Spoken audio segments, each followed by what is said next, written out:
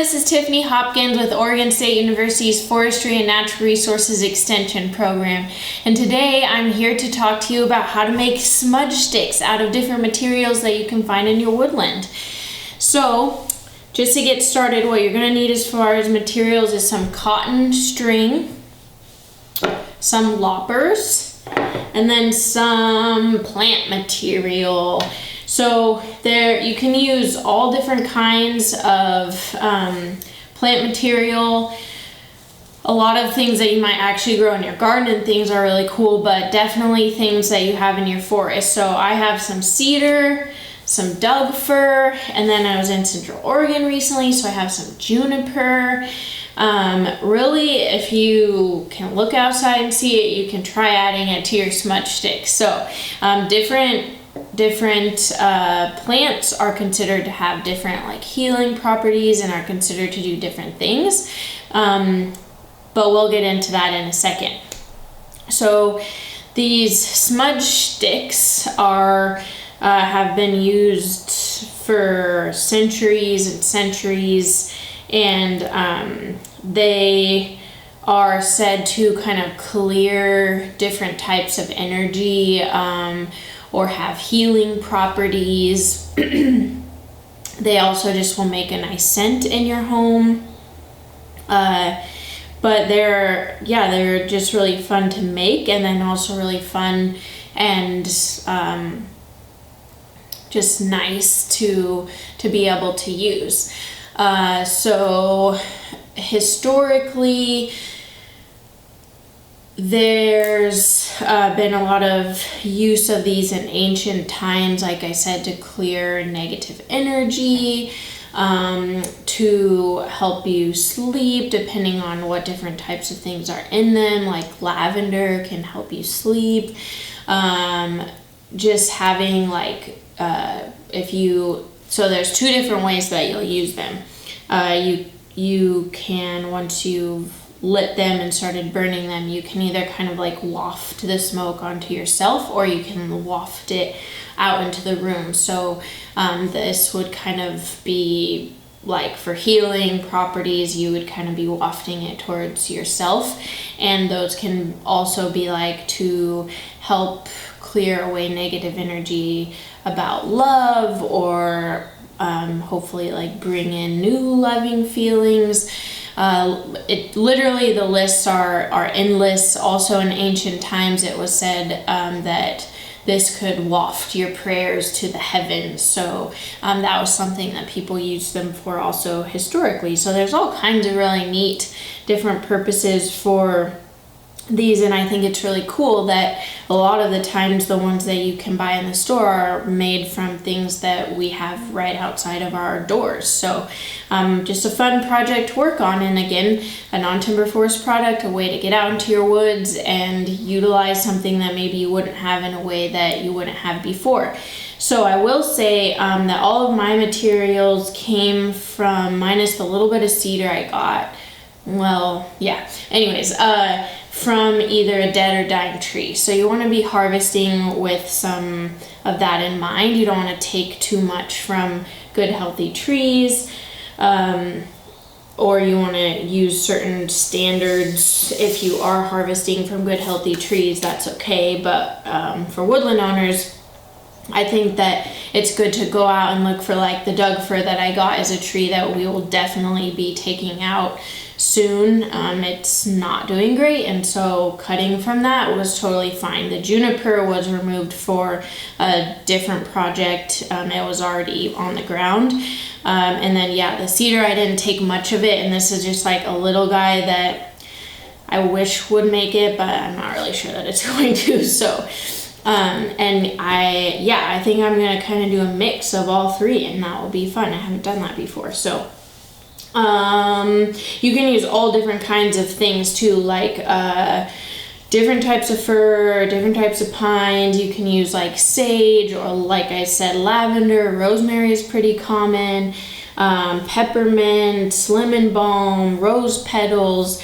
Really, most of the research I've done has said, like I said, if you can see it and it's growing, try it and see how it works. But it is really interesting to look to see like what the different properties are and what it's believed to be able to help you with. So I wanted to make sure I have a little list right here to see the ones that we're using. So juniper is cleansing and purification. Firs are also cleansing and purification. And cedars are cleansing and purification. So we're gonna do a lot of cleansing and purification, which is awesome.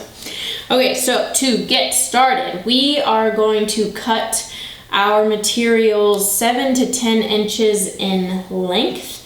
The juniper, like the little branches coming off of them, are pretty small, but I think I might kind of stick with that because otherwise this is really thick. So I might just kind of cut down and do, oh, that one's bigger. Okay, so maybe I'll just kind of start clipping and see.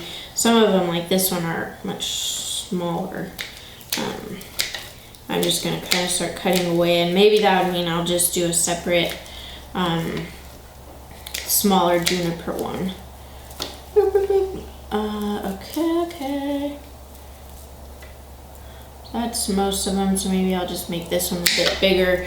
So I think what I'll do is use these two for a bigger one, and then maybe just make a separate little juniper one out of these. So like these ones that I've bought, in these ones, they are smaller, and then this one that I made, it's pretty small too. So you can really, the size is dependent on you and how big you want it to be. Okay, so yeah, just go ahead and start cutting down your materials 7 to 10 inches, and then we'll meet back here after I've done that.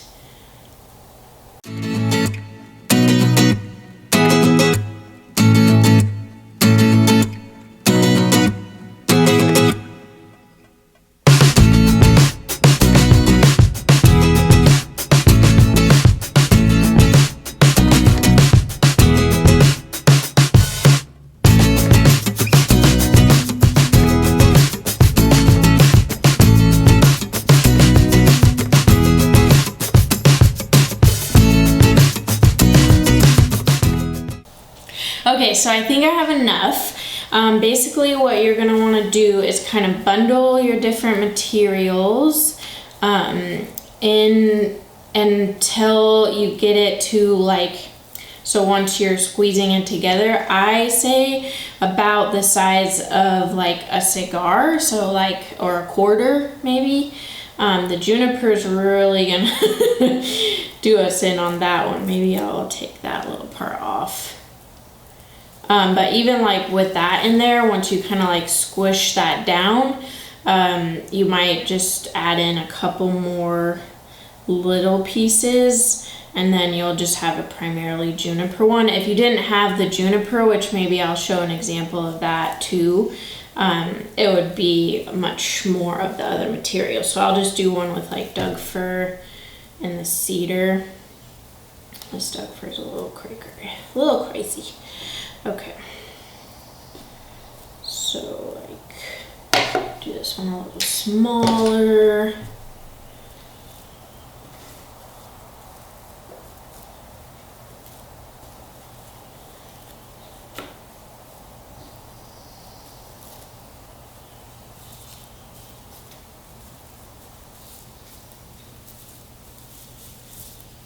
So that's probably like more what it would look like if you didn't have the juniper in there, because once you start like wrapping it, it's really gonna tighten down. And just for reference, I'll tell you how many pieces that was. 1, 2, 3, 4, 5, 6, 7, 8, 9. So maybe like about 10 pieces or so. And then I'm definitely not about perfectionism. I think that when you hand make things, they don't have to be perfect to be beautiful. But if you want it to look a little more pretty, you will cut down the ends. so that they all line up. I'm trying to put some of the cedar on the back to kind of like squish that pretty Doug fir. So just take your loppers, oops, and cut down the end pieces so they're kind of all lining up. I need to sharpen my loppers.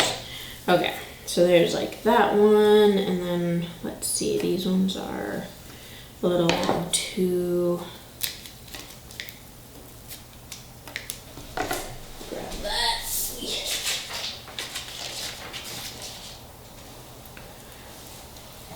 Okay, and then you're gonna take your cotton string and you're gonna measure it to be about 4 times the length of your materials.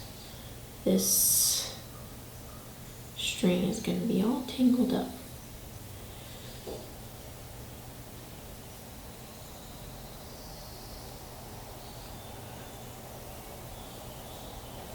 Okay, so 1, 2, 3, 4. Perfect. For that one. So now, holding your materials at the base, you're going to start from up here, leave a little tail, and then just start tightly as you can, wrapping your materials around and around. This juniper is kind of nice because it's like a thicker stick. Makes a nice base.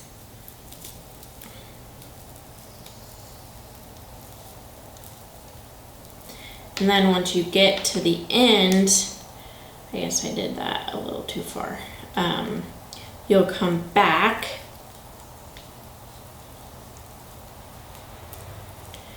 and then you'll tie it off at the top.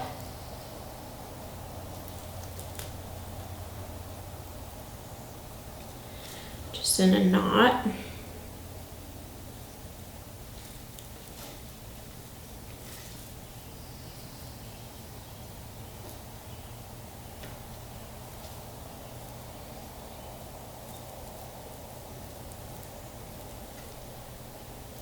And then I just like to kind of wrap it around and tie it again just to really secure it in there.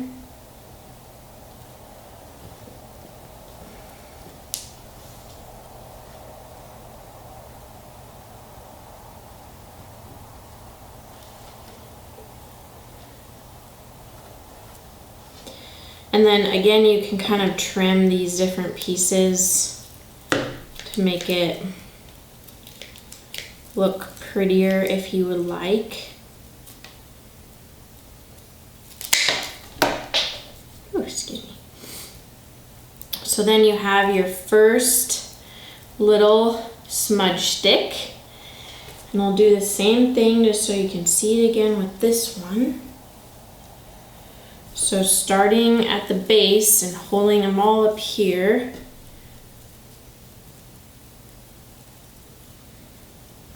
Leave your little tail and then go ahead and start wrapping.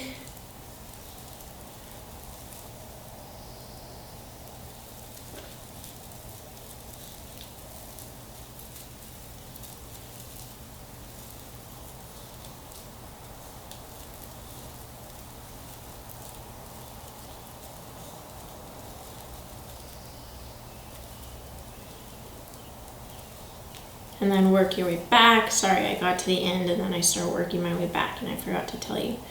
Oh, and I covered up my end. There it is. Okay. Had a little extra, so maybe I'll just wrap that down again. And then back up. And then once you're back at the top, tie it off.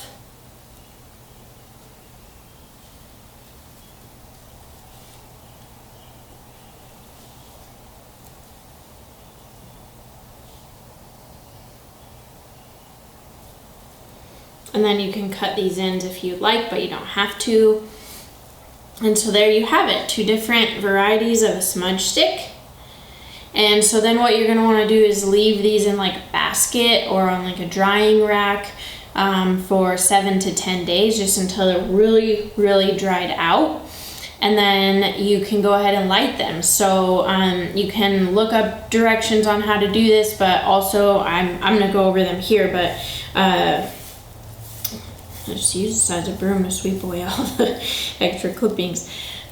So what you do, I'll show you, these are the finished ones. Like I said, these ones are ones I had bought, and then this was my first try. So you light this with like a match or a striker or whatever, and then once it's kind of going, you blow it out, and then what you're getting is just the smoke from your smudge stick. That's the goal. So you can either like put it in an abalone shell or something that's gonna not catch on fire because this is still smoldering a little bit, and then you can either walk around the house with it and smudge throughout your home if that's what you're looking for, or you can just kind of like, if it was sitting in a bowl, like waft the smoke towards you. And that is what you do with a smudge stick. So I hope you enjoyed this tutorial and are able to get out and make some of these awesome smudge sticks. So thanks and happy creating.